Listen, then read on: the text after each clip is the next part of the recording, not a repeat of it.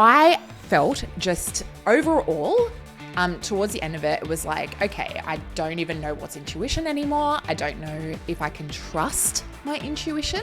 And that for me was the hardest thing, because throughout my life, I've always felt like I can trust my intuition and that I've felt safe within my own reasoning, rationale, decisions, logic, all of that stuff.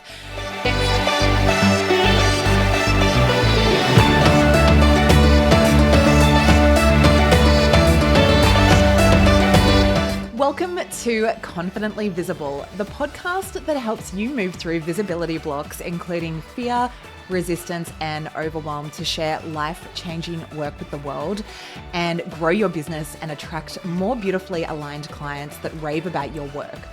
I'm your host, Bec Sands, a visibility mentor, a certified life coach, and an award-winning PR consultant based in sunny Newcastle, Australia.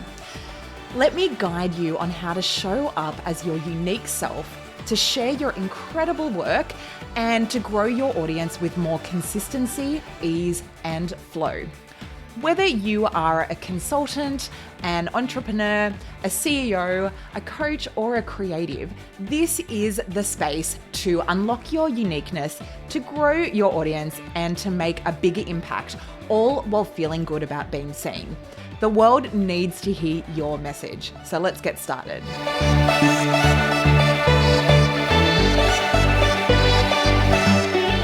Hello to you and welcome to the final episode of the Confidently Visible podcast for 2025. I am so excited to have already released 20 episodes this year, and this, as I'm recording it, will be the 21st episode of the Confidently Visible podcast, and it is absolutely coming back next year after a short break. So it's been so wonderful to be able to share my Confidently Visible journey, business reflections, how I support my clients, and to support you to also put life-changing work out into the world and move through visibility blocks, including fear and overwhelm and all of the stuff that comes up when we're putting creative work and putting ourselves front and center out into the world. So I have absolutely loved being here and sharing with you this year. This episode's a little bit different. So I'm going to be sharing in this episode a bit of a reflection on 2025, as well as what I am moving forward into in 2026, as well as some reflection questions that you can ask yourself as well, to go into 2026 feeling really inspired and excited and purposeful about what you are wanting to create next year. So let's get into it. My word for 2025 was, or is still, as I'm recording this, we're still in 2025, is self-care. So the reason why my word for the year has been self-care is because in 2024, many of you may know, as I've mentioned it on the podcast before, but we went through a big sort of IVF journey, and I had major surgery, and I had some medical PTSD off the back of a few years of dealing with these kind of women's health issues. And it was really, really, really stressful. And so I had a lot of anxiety and medical PTSD from these experiences, and I had a major surgery at the end of 2024, which solved everything. And I'm not going to go into this too much. Reach out to me if you do want to hear more, and I'm happy to speak individually to people, but I feel like I'm still healing from this. And so it's something that, I'm not sort of going into in depth at the moment, but let's just say it was a pretty traumatic experience and it was very anxiety inducing. So this year has been all about self-care and really just recovering from all of that trauma, like those experiences, and all the physical health stuff as well as the mental stuff, right? And so this year has been really just ramping up the self-care in so many ways. And so if you follow me on Instagram, you've probably seen I've been doing a lot of Pilates, which has been really good physically, but also for anxiety. And I've just loved doing that. So pretty much I've gone to Pilates 4 to 5 times a week this year, which has been really, really beautiful. And then I've also done a lot of walking, a lot of swimming, a lot of just stretching, a lot of yoga in my sunroom, a lot of journaling, a lot of like physio just to iron out any kinks and stress that I hold in my back and my neck. And really I've done some therapy, continued to do some therapy. I've done a lot of reading up on all of these topics. And, just generally, I've just prioritized my own self-care versus business growth, really. And the reason for that is that, I have just felt so, physically just really drained over the prior few years. And so for me, it's just a non-negotiable to take care of my health and to be able to feel good in my body. And if that means that I can't do certain things in my business, then that's totally fine with me.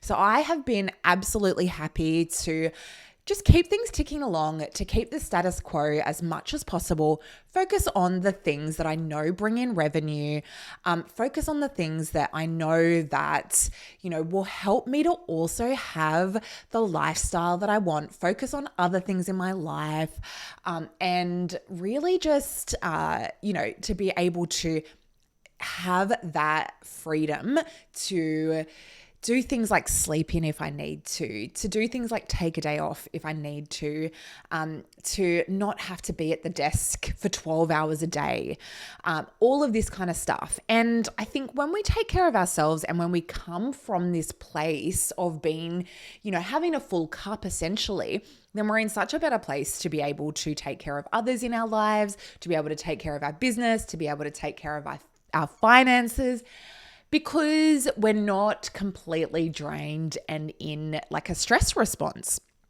So for me, this year has been all about that. It's been about really just making sure that I'm okay so that then I can give to others, so that then I can give back and build my business, so that then I can do other things in my life. So absolutely, self-care has been the number one priority. And it's not been just about exercise and eating well and, journaling and things like that. It's about like every day sort of asking myself, like, what do I need for today? What do I need right now? How am I feeling? And really just checking in with that. Like, looking at like my emotional state that day, which can be, it can absolutely fluctuate according to like hormones and whatever. And it's like, and just being okay with that if it means that I can't go full steam ahead, just not beating myself up about that and just being like, okay, cool. Like maybe today is a day where you only sit at the desk for 2 hours and that's enough and that's okay. And I'm really, really lucky to have my business, which supports me. And it's been such a great way for me also to distract myself through all of this other stuff that I've had going on over the past few years, which is now all resolved. And I'm very, very healthy and very, very happy. But I think, just being able to have the business that is set up to support me and still bring in revenue, even if I'm not at my desk for, like I said, 7 to 12 hours a day, it's been I've been able to reduce my stress levels through that and just be able to, like I said, keep things ticking along and ramp things up when I've wanted to. So that's been this year. So 2025, the year of self-care for me. Now, moving into 2026, my word of the year is intuition. Now, I've landed on this because this year I've felt like I really would like to reconnect back in with my intuition. And the reason for that is that I felt really disconnected to my intuition when I had the anxiety and the medical PTSD, because I didn't know what was real and what wasn't. So like as a bit of insight, and I've talked about this before, but I had to keep going to emergency and hemorrhaging and this kind of thing. And I never knew if it was okay or if it was like a day that I would have to go to emergency. And so for me, that meant my nervous system was on edge all the time. I couldn't logically or rationally figure out what was really bad and what wasn't. And for any of you who have had these kinds of women's health stuff, I personally had fibroids, but like they caused major issues, and a couple of major surgeries to remove those. And then I had adenomyosis, which is like endometriosis, but it's like inside the lining instead of outside. Anyway, so I had this stuff and I just couldn't figure out whether or not it was like, a point where I needed to go to emergency. And so I just felt completely disconnected with my intuition because my anxiety just ramped up regardless. And so I was like, is this anxiety or is this intuition? And I couldn't figure it out. I just couldn't work it out. And obviously that was like, it was a very kind of scary time, and it was a really hard time. And of course I felt disconnected with my intuition because I was so anxious. So, since then I've kind of realized that, like, of course that was all anxiety. And, it was kind of life-threatening at times. And so, of course, like my intuition was also probably saying, do something about this, figure this out, like get this sorted. And so, I felt just overall, towards the end of it was like, okay, I don't even know what's intuition anymore. I don't know if I can trust my intuition. And that for me was the hardest thing, because throughout my life, I've always felt like I can trust my intuition and that I've felt safe within my own reasoning, rationale, decisions, logic, all of that stuff. And so to be disconnected to my intuition, I was like, this feels really foreign. And so this next iteration is about coming back to my intuition. It's about really coming back to myself. And it's about figuring out, again, how to effectively tap into my intuition, not just when it comes to healing from that kind of health journey, but also when it comes to making business decisions, when it comes to making decisions in my own life, even from the small to the big, like how do I want to set up my days? Where do I want to go on holiday? What do I want to work on next? What creative projects do I want to bring to life? Do I want to bring on a team member? Do I want to expand this part of the business? Even all of those kinds of things, even working on the business strategy, like you need to bring in your intuition to all those things so that you know that you're creating something that feels right for you, that feels aligned for you.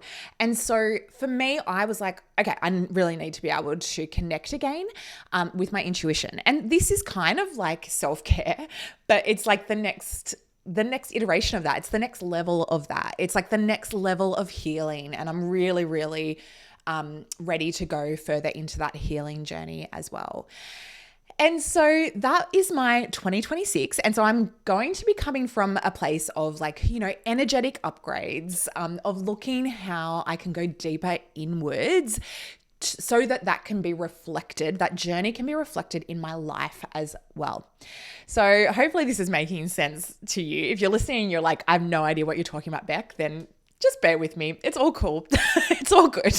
I'm going to just share a little bit now about what some of the major wins for me were in 2025. And and sort of what I'm looking forward to in 2026, and then some questions that can help you to reflect back on your year effectively as well and plan for a really epic 2026. All right, so some of the wins of 2025 have been And I actually forgot to put down when I was making notes, I finished my book, Confidently Visible, A Guide to Moving Through Fear and Launching Life-Changing Work into the World. And so that was a huge win this year. It's obviously not out yet. So I am just working with a publisher, Natasha at The Kind Press, and I'm very excited to be launching that in 2026. So I'm working with them at the moment. So there has been obviously a delay because of all the health stuff I went through and, yada, yada, yada. So all of that stuff has, created a delay, but it will be happening in 2026 and I'm very, very excited for that. So watch this space. I also relaunched the Online Consultant. This is my 6-week course to go from corporate into your own business as a consultant and take your professional services and turn them into an online business that gives you freedom and lifestyle, similar to what I have done. And I absolutely loved hosting that. So it's been a few years since I hosted that. And for obvious reasons, again, the ones that I've mentioned before, all the stuff I was going through, but it was so cool to launch this again. And I just loved working with the incredible women that came through the course. It was a small group, but just some really, really amazing women with loads of experience. And the transformation at the end was incredible because they just knew what was possible for them.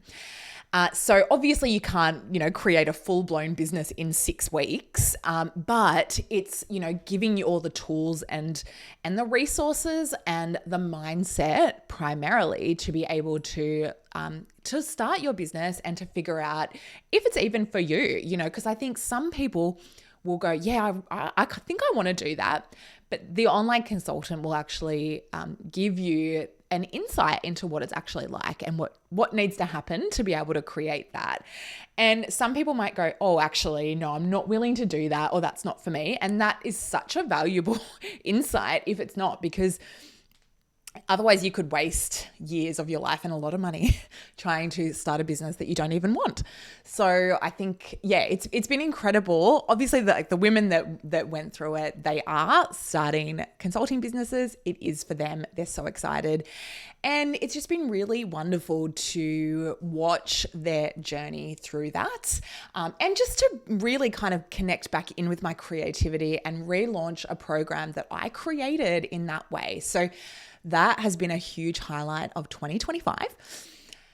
We hosted our first speakers training day in Newcastle with my husband, Andres Lopez Varela. That was awesome. We really wanted to host that again, and we've been kind of putting it off because we've been so busy with consulting and coaching. And this year it's just been absolutely chock-a-block. But we will be hosting it again. It's definitely the material. We do not want it to go to waste. It was a really epic day and so valuable. And everyone who did the training absolutely loved it. And we loved hosting it. So we will do that again. It's just purely been a matter of capacity and time, because it does take a bit of organizing to get it together and to promote it and everything like that. So that's been a real highlight of this year as well. Working with my one-on-one Confidently Visible career and business coaching clients has been a huge highlight, just supporting them to move through resistance around putting their work out there and to grow thriving businesses or thriving careers. That's been epic. I have welcomed new PR retainers. I've expanded pretty much every single one of my existing consulting clients, and Andres and I have been working together on multiple projects, which has been really cool. And I've had like an overflow. So I've been bringing Andres into my business as well. He's creating his own sort of marketing offer as well and doing work with the Newcastle Business Centre. But it's been really fun to work on some projects together this year. In FY25, I was really happy to have remained steady with my revenue year on year, despite going through the major surgery and all the health challenges. And FY 2026, that is anticipated to go up again. In 2025, I was also named a finalist for the Beautiful You Coaching Academy Awards in the International Coach of the Year category, which has just been an absolutely huge honor, having been part of that community for 10 years. Having studied back in 2015, it's kind of like, it's just a huge honor because it's like one of the biggest honors of the awards. It's like the International Coach of the Year. So that has been absolutely just amazing to be named a finalist for that. Also, I launched the Confidently Visible podcast. This is, like I said, the 21st episode. So cool. LinkedIn growth, I've gone from 2,343 followers to 3,521. Might not be heaps to a lot of people, but you don't need 1 million followers to create a thriving business. It's so much better to have a small engaged audience of your ideal clients or your actual clients. So that's been really good. I've also grown my email open rate from 42% in December 2024 to 48% as of last week. So, and that's, I'm recording this in December in 2025. So that has been really good. That's a really good open rate for those of you who aren't familiar with open rate stats for emails, but that's been a really good open rate and I'm really excited and happy with that. I've got a small but mighty email list and that's been really cool. We have done a lot of travel this year, not like, overseas holidays or anything like that this year. We did go to Vietnam in 2024 in the middle of the year. That was cool. But we've done just some little trips this year. So that's been quite fun and I guess nourishing. So we went to the Sunshine Coast in April to visit some family. We went to State of Social in Perth in August. We visited family down at Shoalhaven Heads in October and friends and family in Melbourne in November. I had my business retreat on the Central Coast with my Accountability Circle business group. And we had a few Sydney stays, as well as hosted friends many times in Newcastle. So it's been a busy year with friends and family as well as with business. It's just been pretty awesome looking back on that and reflecting on that. We also have navigated some heartbreak. We lost our little beautiful girl cat, Moxie, in July. She was only 11, but she had kidney failure and heart failure or heart disease. We did try and save her. We took her down to the Sash on the Central Coast. And she was there for several nights, but unfortunately, in the end, she didn't make it and there was really nothing we can do. And that was just heartbreaking because she's been like our fur child for the past 11 years. We're fortunate to have a second cat. So we've still got Ollie. And Ollie's beautiful and he's really stepped up to be the little kitten king of the house. He's 3 years old. So yeah, we're lucky to have Ollie, but that was really heartbreaking in the middle of the year. And yeah, very, very sad. And any of you who have lost a beloved pet, I really feel for you because they are part of the family. Moxie was in my office here all day, every day with me. So she was my little buddy and it was really sad. So we had some, and we had some healing to do. We've had some growth to do, but I'm really proud of the way that we've shown up regardless and the way that we've continued to work on ourselves and, and to just, I guess get the support we need in various areas and just really show up in our lives, in our family, in our relationships, and in our business. So that's been really good this year. I've learned more about myself than ever and sort of know all of the things that I need to work on of myself. I'm very aware of all of my issues and things that need some work. So that's been 2025. And next year, like I said, is the year of intuition. So there's going to be more healing work, more energetic alignment, energetic up levels, deeper inward journey. some more yoga, some more somatic therapy, more journaling, more breath work, more healing, getting into my body, out of my head. And that will be next year in alignment with some business growth.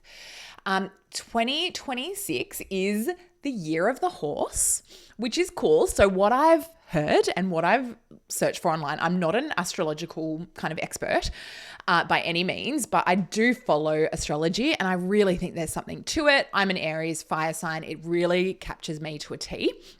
So I do follow this stuff and I think that there's something to it, even though it may not be, 100% every time, but I think that there's something to it. So what to expect in 2026?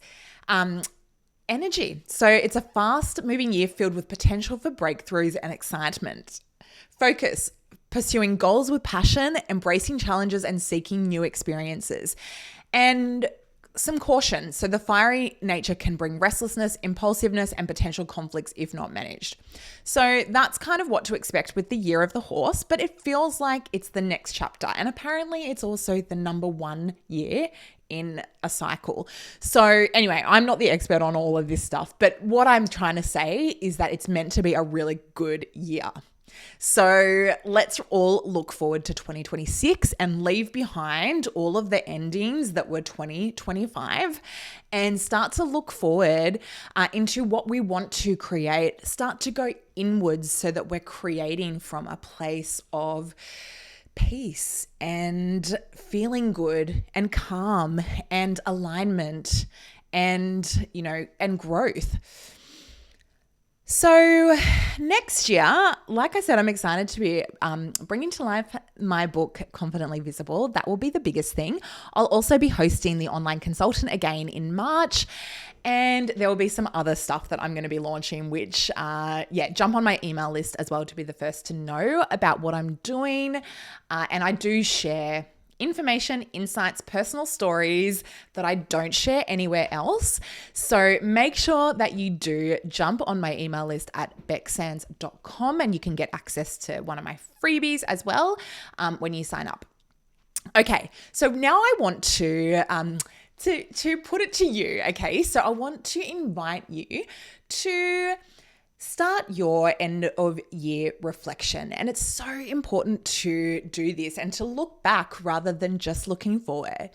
So I want to ask you, what was your word for 2025? How did that play out for you? And what is your word for 2026? Now, if you didn't have a word for 2025, that's totally okay. But you can still reflect back on what worked, what didn't, and what you're wanting to bring more of into your life, into your business, into your career in 2026. And I would love to invite you to create a word for 2026 so that you can set that intention for yourself. And it can almost be like a North Star or a guiding light as to what you're wanting to create next year. I want to ask you as well to journal on where did you feel most in alignment this year, as well as what parts of you are asking to be seen, heard, and honored next. So that's so that you can continue on your visibility journey and continue to put your work out into the world, continue to be seen in ways that feel really good for you as well. All right, that's all I've got for you today. Thank you so much for listening in. I know this has been released around Christmas, and so I want to wish you a really Merry Christmas. I hope that you have a beautiful, relaxing time with your family and friends and loved ones, and a beautiful, happy New Year to you as well. And I hope that you get some downtime to rest and reflect and chill out and drink some champagne and eat beautiful food and just come back really relaxed and refreshed into 2026. So thank you so much. And just as you move into 2026, remember as well that your intuition really is your superpower. And if you can start to make decisions from your intuition when it comes to business, when it comes to life, when it comes to everything, then you're going to be in such a better place. But that just requires you to go inwards, and it requires stillness, and it requires self-growth. So thank you so much for all of your support in 2025. I can't wait to come back with this podcast and fresh episodes and more inspiration for you in 2026. Have the best break, and I will see you next year.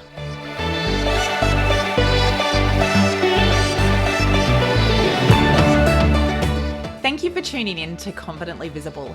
I hope today's conversation inspired you to show up boldly, to share your unique gifts with courage, and to move through the visibility blocks that are holding you back.